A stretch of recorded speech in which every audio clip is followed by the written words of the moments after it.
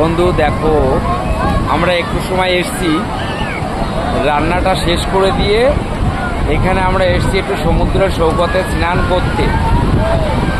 স্নানটা করব, তোমাদেরকে আমি দেখাচ্ছি। দেখো প্রচুর পর্যটক, এখন অবশ্য ভাটা পড়ে গেছে, এই ভাটাতে এখন পর্যটকরা সব নেমেছে।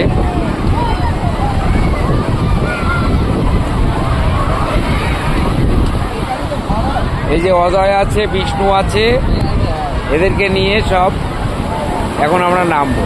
আজকে তারিখ হচ্ছে 30/6/2026। আজ আমরা রাত্রে 11টায় রওনা দেবো, কাল সকালে বাড়িতে পৌঁছে যাব। সেই দীঘা সমুদ্র সৈকত কীভাবে ঢেউটা হচ্ছে তোমরা সবাই দেখো।